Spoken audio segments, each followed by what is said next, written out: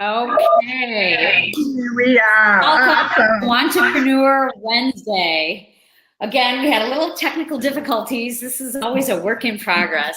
My name is Patricia Cimino, and for those of you I don't know or haven't followed me in the past, I'm a certified life coach, and I work with women who are ready to discover the next chapter of themselves. So I help them to figure that out and then step into that with clarity and confidence and a giant dose of optimism. And over the course of the last year and a half, a lot of the clients that I've been working with have discovered that they want to go on this entrepreneurial journey. And so I've been helping them in that path.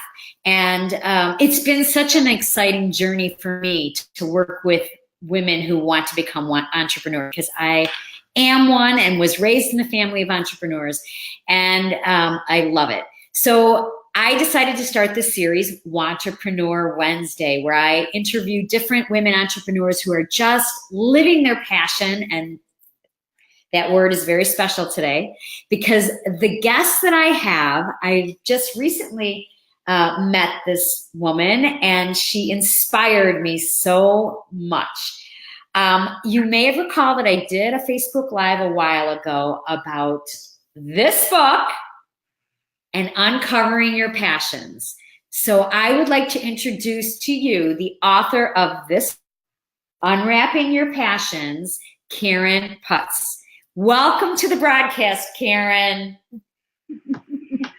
Hi, everybody. It's a pleasure to be here. I know we're having some technical difficulties here. I'm hoping you can see both of us clearly. So, Karen, I want you to tell my audience a little bit about who you are, your journey to how you got to be an author, and let them know what it is that you do, because you do more than just write. And so, everybody, I am Karen Putz. I live in Naperville, and with my husband and 3 deaf and hard of hearing kids and 1 hearing dog. And I love to write. I would tell you that's probably my number 1 passion is writing. I had wanted to be a writer since I was 9 years old, but I put it off and put it off and put it off. Does that sound familiar? For many of us, we often do that. We tend to put off the things that really bring us joy. Well, let me back up just a little bit with this story. I grew up hard of hearing, very embarrassed about being hard of hearing when I grew up. In high school, I discovered the sport of barefoot water skiing. Water skiing on bare feet, and I loved the sport. It was definitely a brand new passion for me in high school. One day, I turned across the lake and I fell. When I slammed into the water, I had instantly gone from hard of hearing to deaf, just like that. So when I climbed into the boat, I was stopped. That changed everything for me, a whole new life path. I struggled, as you can imagine. And then one day I woke up and I realized I have a choice. I can continue down the path that I'm going, struggling, continuing, to grieve, to cry, or I could embrace the journey. And for me, it was about embracing the journey that changed everything for me. When you change your perspective about what you cannot change, all of a sudden things around you start changing. Harold Elliott, who is the author of The Miracle Morning, he has a 5-minute rule. If there's something that you cannot change, don't spend more than 5 minutes complaining about it, thinking about it, worrying about it. No more than 5 minutes. You just have to feel it and feel it fully for 5 minutes. And after that 5 minutes, you have got to do something different, but you cannot change it. So that was my journey. And then fast forward to my 44th birthday, completely miserable, feeling old at the age of 44. I was thinking, oh my gosh, life is washed up. Why didn't I enjoy my younger years? So I'm sitting there thinking that poor me thing, 44 years old, wrinkles, sagging body parts, not much to look forward to because the best days of my life were over and done with. Enter a 66-year-old woman who was barefoot water skiing on the Today Show. Changed my whole perspective of growing older. I'm mentally doing the math. She's 22 years older than me, and she's barefoot water skiing, something that I loved to do when I was a teenager. My whole paradigm of what it means to be older completely shifted. I got back on the water, and I've been barefoot water skiing since then. It's been 8 years. I'm 52 years old now, and I can barefoot water ski backwards on one foot, something I couldn't do as a teenager. Life ahead of us is wide open. We have to embrace that. Really, truly, this whole aging process is a mindset. And if we embrace our years instead of, fighting them, we can actually start ramping up our activities instead of slowing down. Yeah. And for those of you who are joining a little bit late, my guest is Karen Putz, the author of this book, Unwrapping Your Passion. And for those of you that missed the beginning part of this interview, no one has an excuse because this woman right here is 100% hard of hearing. And she has taken her passion for this love of water, of barefoot water skiing, and has rekindled it and has written a book about passion. So Karen, I want you to continue on and just talk about, so now you've got this book, you do talks all over the world, you are a ambassador for Southwest Airlines. Tell us a little bit about how that came to be. Can you say that part again? You break it up just a little bit, so not lip reading you as well. You are an author. You have all these different courses and talks that you give, and you are an ambassador to Southwest Airlines. Please tell the audience how that came to be. Well, 8 years ago, I took a workshop with Deborah Pondman, and she is the creator of Yes to Success. If you haven't heard of her, go look her up, Deborah Pondman. She was the one who introduced me to the art of visualization. If you put something in your mind, if an idea comes forth in your mind, you've got to either visualize it in front of you or write it down.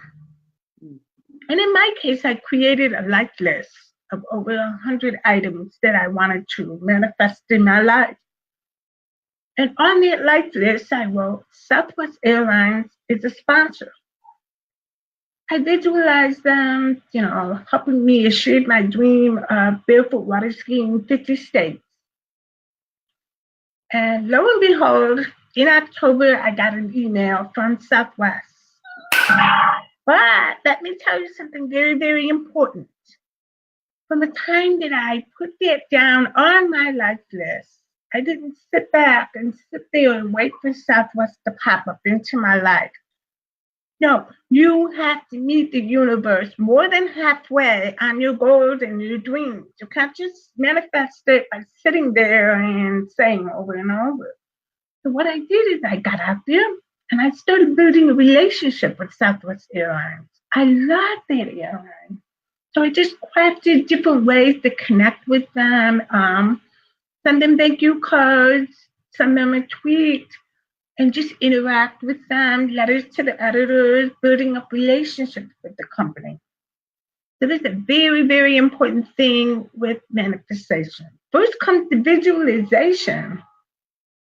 Then comes this belief that yes, it will happen. And the third thing is action. You have got to take action every day that brings you closer and closer to your dreams and to experience passion. Yep. Absolutely. So welcome, Sandra, Donna, Tammy. Welcome to the broadcast. Let me ask you this. I want to ask you, what has been your biggest challenge to overcome? I'd like to know that from you. You know, the biggest challenge for me is the access to communication. You know, lip reading is an art. It's hit and miss. You know, a lot of times that is guesswork. And what probably one of the biggest challenges for me is group conversations or going to conferences where a speaker or an organizer will not provide an interpreter. That becomes a big challenge for me. I found different ways to overcome it using software, bringing my own interpreters sometimes, using interpreters in training. I just find creative ways to problem solve, you know, because there's not one way to solve that. But the greatest challenge is communication access sometimes.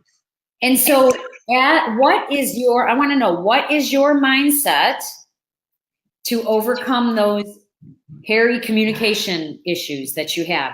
Because obviously you have a mindset that is an empowering one that makes you want to take inspired action. So what are you thinking and believing when you hit a glitch in communication? I think it comes from an acceptance of what is. That's the one thing, being very comfortable with who I am. I'm deaf. I'm not always going to get 100% communication access. And I kind of accept that, you know, but at the same time, I'm still very driven to come up with solutions and find a way. You know, many, many years ago, I would be terrified to even try something like this, try to lip read somebody through a screen. But I've become more comfortable with it the more I do it. Worst comes to worst, you can type a question out.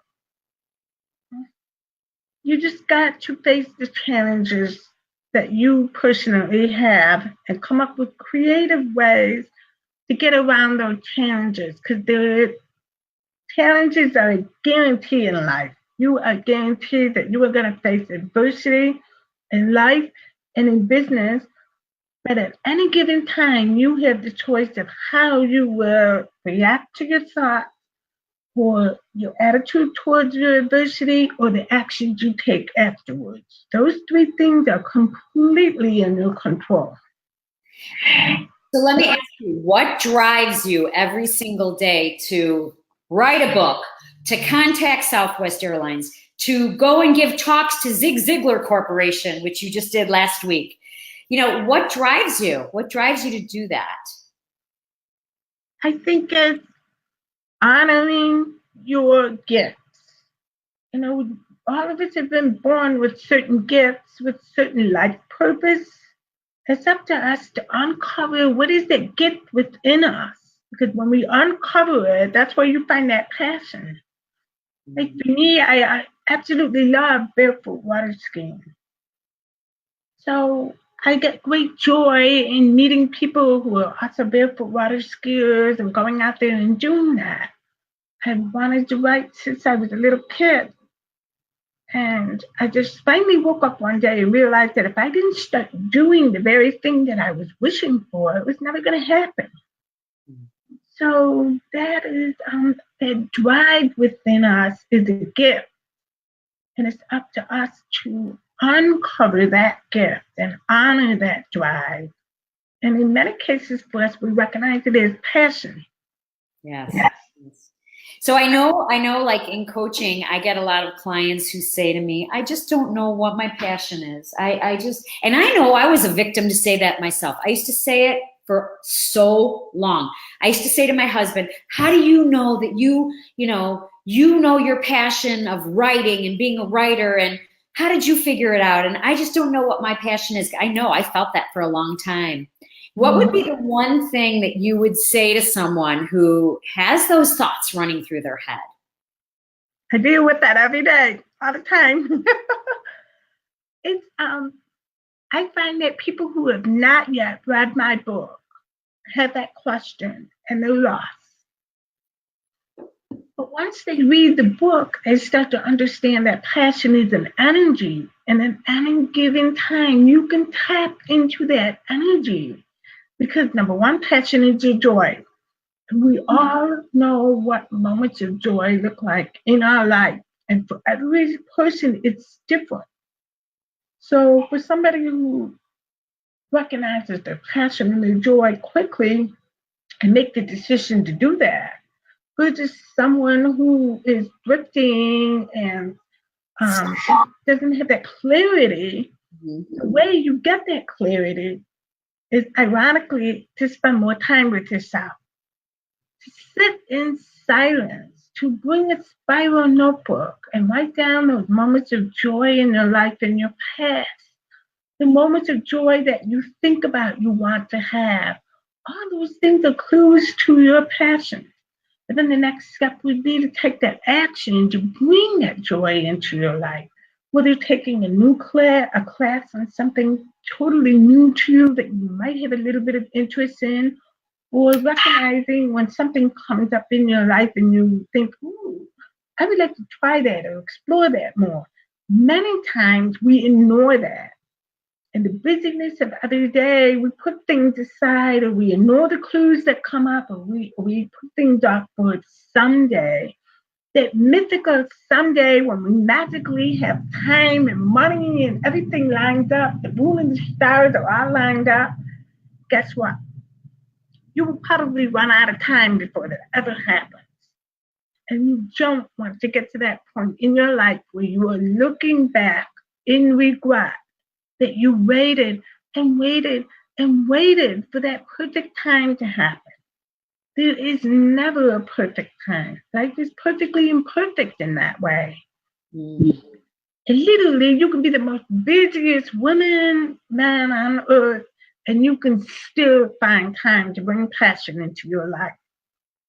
Yeah, I think you just said something that was just key, and that is taking the time to go inward. And that seems to be the theme in some of the circles that I've been gathering in lately. This inward, going inward and listening to the heart within, right? Instead of listening to the chatterbox up here. And the more we're involved in technology, we get even more cuckoo, right? I do. Your mind will find 101 reasons why you can't do something. But your heart will always tell you the truth. It will always tell you the truth. But yes. You got to sit down long enough to let your heart emerge in all this busyness. Yes. So sometimes when you are the most busy, that is a clue that you, more than anybody else, need to freaking slow down a little bit and figure out what really matters in your life.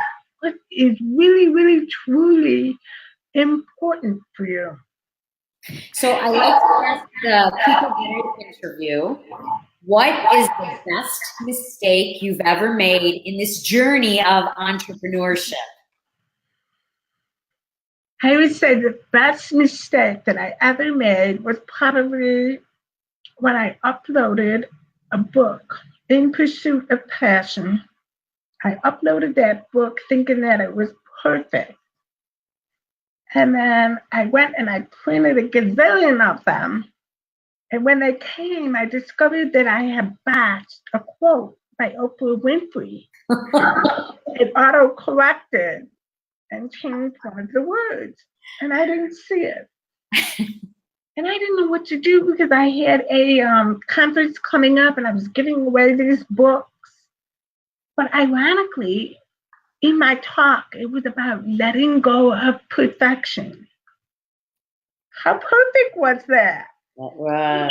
A lesson for me, because in my craziness, I wanted to fix it. I wanted to, just throw those in the garbage. And then I think it was a lesson for me to learn personally. I gave those out very proudly, and I talked to the women there, and I told them what happened about the mistake in there. And that I was going to leave it in there permanently because it is a reminder that life is not perfect. And our quest for perfection, we miss out on joy.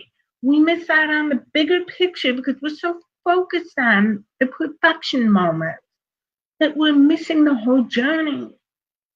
Now, here's an ironic thing.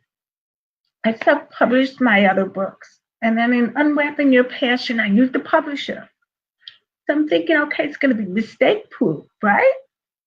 All good. Even with two editors and me reading the book over and having my husband read it, we still have 4 mistakes in this book. Yeah.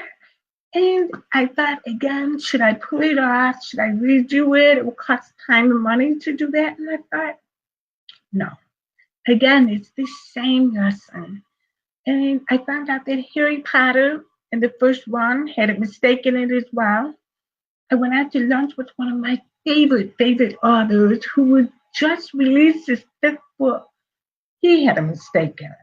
Professionally published with a very top-notch publisher, and he opened it up to the page and showed me the mistake. Right down in there, so be it. Yep. Focus on the bigger picture in life. Yep, I see that. Just getting out there, it doesn't have to be perfect. It hinders a lot of people to move forward. They're waiting for the perfect website. They're waiting for the perfect program. They're waiting for that perfect everything. I mean, I know I did it myself until I just forget it. Just put it up. Just get moving. And actually, when you do that, you start to feel better because you've gotten something done, right? Yeah. Yep. So let me ask you, on that note, what would you tell a young woman or a woman who is venturing into owning her own business, or what's your best piece of advice you'd give her? Specific advice for a woman who's starting a business. I'll tell you this. Seek counsel from people who are much further along in the journey than you are.